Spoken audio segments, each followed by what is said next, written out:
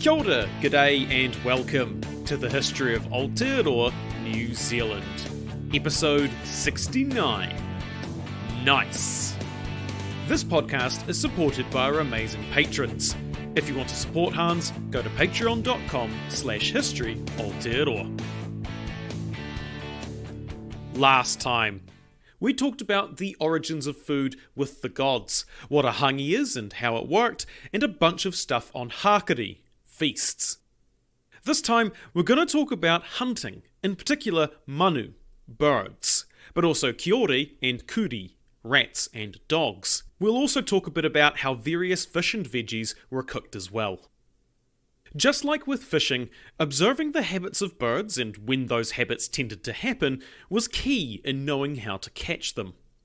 One of the more famous habits is of keridu, who eat fermented berries, resulting in them getting a bit drunk and thus making them easier to catch. Eating meadow berries in particular would make them quite thirsty, something that hunters could exploit by placing a waka manu or waka keridu nearby.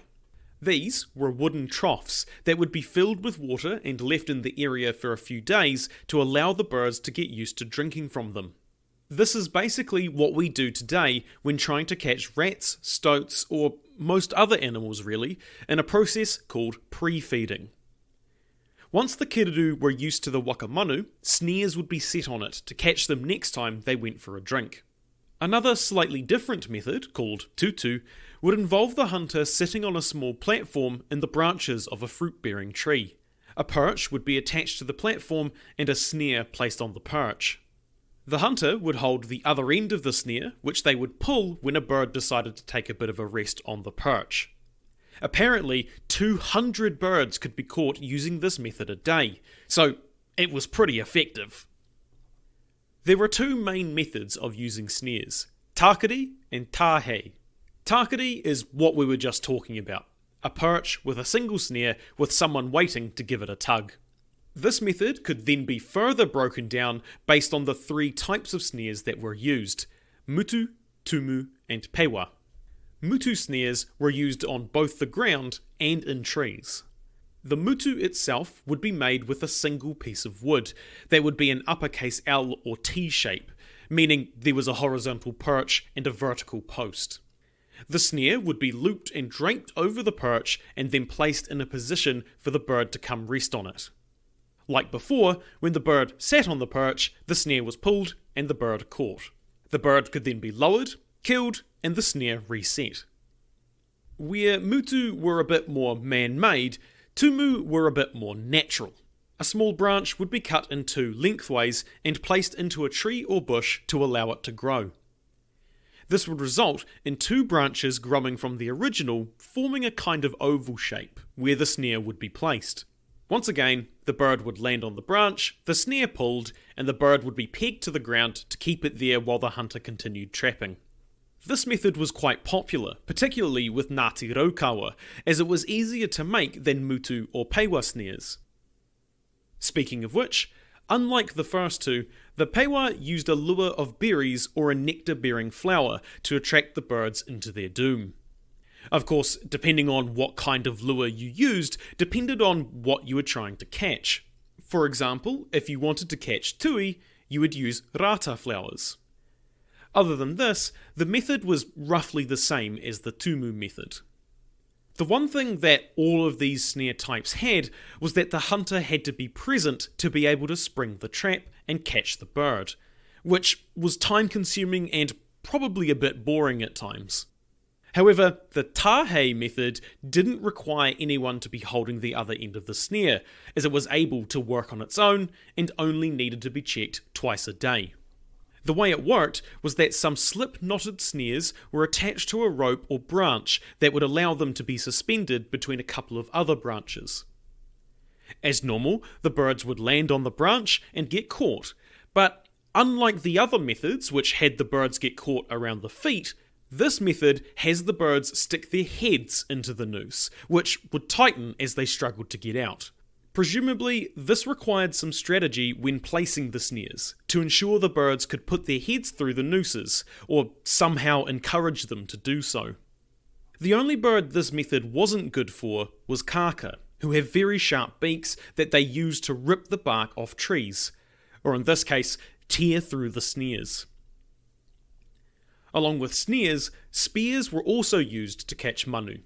The spears would have points made of bone, hardwood, pounamu, or even the barbs of stingray. These spears were often pretty large, ranging from 6 to 11 metres long, meaning they were dragged along the ground when they were being transported, because they're just so bloody huge. The way they worked would be to lean them against a branch until a bird came near on the perch, at which point the spear would be thrust forward.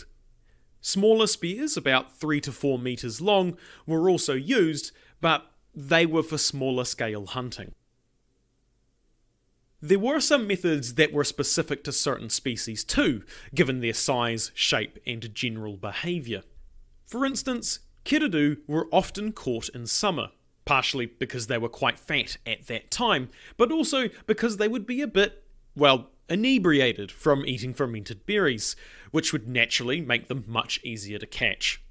Because of this, the food that birds eat, in this case miro berries, was observed closely, so that when they were ripe, Māori knew that it was time to hunt kiredu. A slightly more exciting method was that used to catch kaka, which would involve training one of them to be tame and call out to his friends, all while it was bound to a perch so it couldn't escape. It would actually be bound with a bone ring around its leg attached to some rope. As the bird called out, it would attract other kaka, as they're quite social animals. When a victim got close, the hunter, who was hiding in a nearby bush, would jump out and hit it with a stick, snare it with a noose, or just grab it with his hands. Tui would be similarly caught, but in the winter. In the early hours of the morning, they would be too cold to let their feet open quickly when danger presented itself, to let go of the branch they were perched on and fly away. The danger in this case being a hunter just running out and grabbing them with their hands. Alternatively, the hunter would just shake the tree and the sleepy tui would just fall out, landing on the ground in a panic, and in that panic they could be scooped up. Titi, mutton bird, is another interesting one. You actually heard a brief description of it if you listened to episode 66, in the story about Te Tahi o Te Rangi and his abandonment on Whakaari White Island. When the titi were returning in the evening to their nests, a net would be strung up between two poles and a fire lit to attract them. The net would be laid on the ground until the birds got close, which is when the net would be lifted to catch them. Interestingly, if a bird hit the poles of the net, it was considered a tohu that the hunt would be bad, and it would often be called off from that point. As we have mentioned in the past, albatross, gulls, and mollymawks would be caught using curved wooden hooks with bone barbs. One bird we haven't talked much about is the huia, which is now extinct. Unlike most other birds, which were taken for their meat as well as their bones and feathers, huia were pretty much exclusively taken for their feathers and beaks, due to how tapu they were. Part of this is that their feathers were a symbol of being a rangatira, of chieftainship, and you will often find pictures of people of high rank wearing huia feathers in their hair. The beaks, particularly the female beaks, because they're these nice big curved ones you're probably familiar with, were used in earrings and necklaces, and sometimes the skins would be worn in their entirety around the neck. You also hear stories about some chiefs having huia as pets. On that thread, no hunter was complete without his faithful kuri, or at least depending on what kind of bird they were trying to catch. Dogs were used to mostly catch ground-dwelling birds, things like kiwi, weka, pukeko, and the like. Since none of these birds had to contend with mammals who use smell as a primary means of hunting, they didn't evolve to, not have a smell. In fact, the kakapo is quite famously very smelly. Though, in saying that, dogs weren't really used to sniff out birds. In the case of kiwi hunters, they would imitate the whistling call, and when the bird was close, the kuri would be released to catch it. For pukeko, beaters were used to flush them out of the swamps that they liked to live in, which would tire them out and allow the dogs to chase them down. Manu weren't the only thing that Māori were hunting. We have mentioned a couple of times that kiore were caught and preserved as well. When Māori first arrived in Aotearoa, they brought the Pacific rat with them unintentionally. So, before Europeans arrived, that was the only rat species here. However, after Europeans turned up, the black or ship's rat and the Norway rat managed to get here as well. I just want to clarify that when I say kiore, which can be used as a broad word for any species of rat or even mouse, I am specifically referring to the Pacific rat, regardless of what period we're talking about. This is due to my conservation background, where we often need to distinguish between different species, and kiore has kinda just become the common name for the Pacific rat. Just making sure that we're all on the same page. Kiore were hunted by tracking them through the lines they left in the ground. They would often walk in single file along ridge lines, using the same path multiple times, which would naturally just wear it down. These tracks were called ara kiore, and would often be lined with tawhiti kiore, rat traps. Specifically, these would be spring traps and pit traps. Spring traps, of course, didn't contain modern springs, but they did use springy materials to allow them to have that quick action, usually something like supplejack. Depending on the type of trap, the idea would be to make a little cone shape out of manuka bark, and to put a little muka noose inside with some bait. The noose would be tied to a piece of bent supplejack, which was kept under pressure, so that when the rat chewed through the bit of lure, which covered some string, it would snap up and tie the noose around the neck of the rat and strangle it. Usually, the trap was baited with either kumara or berries. Basically, something sweet that the rats would like to eat. Pit traps were more or less what they said on the tin. A hole would be dug and some bait suspended above it so that when the rats tried to reach out for it or jump for it, they would fall into the hole and be unable to get out. Once a rat was caught, it would be eaten fairly quickly, usually by putting it over a fire or in a hangi. Otherwise, they were stored in gourds with their own fat to preserve them. Kiore huahua, preserved rat, was a delicacy that was often saved for important occasions. There aren't many kiore around today. They were mostly outcompeted by their much larger European cousins. But there are some around, particularly on the Hen and Chicken Islands, where they are a protected species. Yes, you did hear me correctly, these rats are considered a protected species on these islands, which is just northwest of Great Barrier Island. And so this kinda leads us into something that we haven't talked much about: preserving food. Naturally, this was very important for ensuring the longevity of food and ensuring that there would be something to eat during the months when food didn't grow, or was still growing.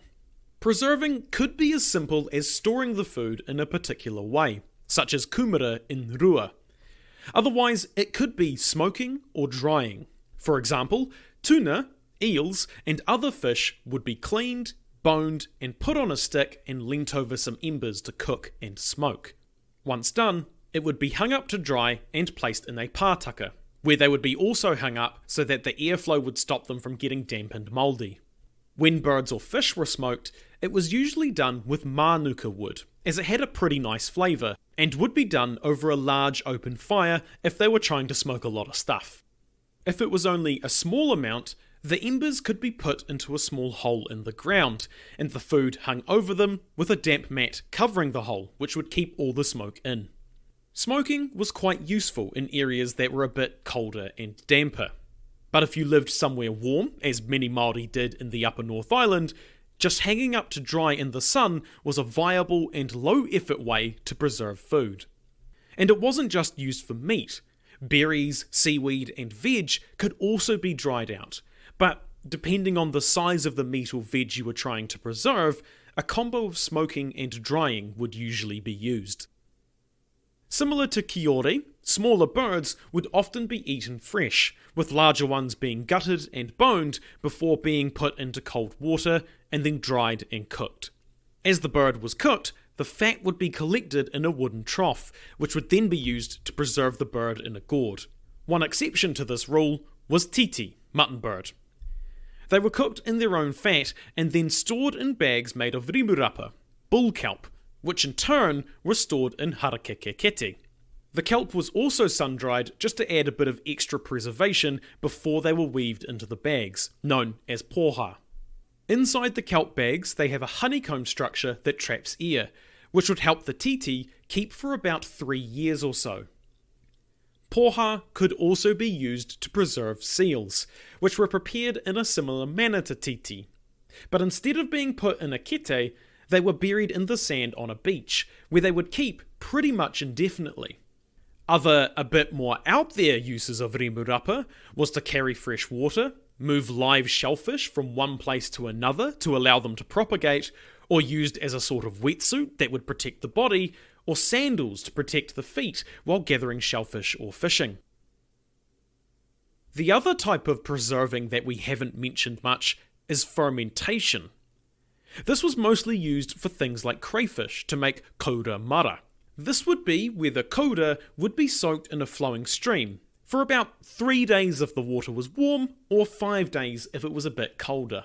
The gist of this was to make the flesh soft and have the shell come away easily. Most would proceed on to another step, but some would just eat it raw as is. Though this was rare, as, quote, the smell was worse than the taste, end quote. If they wanted to move on to the next step though, the cray would be separated into 3 parts: the hiku, papa, and tuki, legs, body, and tail. These would be placed on a platform to dry for a day. After this, the flesh would be beaten, dried again, beaten again, cooked in probably a hangi, and then dried again, after which they would be placed in baskets to keep for up to a year. Usually the body was eaten first, with the legs and tail saved for special occasions. Aotearoa talks about how tasty koura prepared in this way was, but that it made you rather thirsty while eating it. He talks about a story of an attack on a fort at Pakurangi in Northland, where the garrison were given a gift of preserved crayfish, and not long after, the fort was put under siege, cutting off the water supply. Apparently, this made the soldiers so insane with thirst that they broke through the siege lines and jumped into the water, covered in as many clothes as they could wear or carry. They would then run back and, assuming they weren't captured or killed along the way, would squeeze the water out of their clothes. Due to this phenomena, Aotearoa calls the battle Pureu Maku, the Battle of the Wet Garments. Māori also used the stream method to ferment and preserve other species of fish as well, but interestingly, so was corn when it was brought to Aotearoa. However, instead of leaving the corn, or sometimes maize, in the stream for a few days, it would be left in a kete for about 6 weeks. The kernels would be then taken off the cob and mashed together to make a paste that was kind of like hummus or porridge, which could be eaten hot or cold. This version was called kanga piro, fermented corn, but there were other slight variations, such as cooking with cleaned ash and then boiled, called kanga pangarehu, in which the swollen kernels would be eaten with sugar, cream, or milk. Again, kind of like porridges today. Modern versions of this use baking soda instead of the pangarehu, the ash. Another version was kanga waru, which was grated corn mashed with kumara or sugar, and then wrapped in corn husks to be boiled or cooked in a hangi. This was apparently sweet and kind of dessert-like. No matter how the kanga was fermented though, much like the koura, it had a strong, pungent smell. So much so that in 1964 it was described as having, quote, an unholy fragrance, end quote. Next time, we talk about a variety of different plants and fungi that were eaten by Māori and how they were cooked, covering food from raupo to basket fungus. If you want to send me feedback, ask a question, suggest a topic, or just have a chinwag, you can find my email and social media on historyaotearoa.com. Aotearoa spelt A-O-T-E-A-R-O-A. You can also find helpful resources there, like transcripts, sources, and translations for some of the te reo Māori we have used. This podcast is a one-man band. If you enjoy listening to me talk history, you can support us on Patreon, buy merch, or give us a review.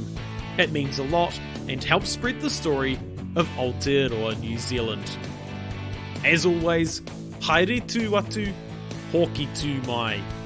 See you next time.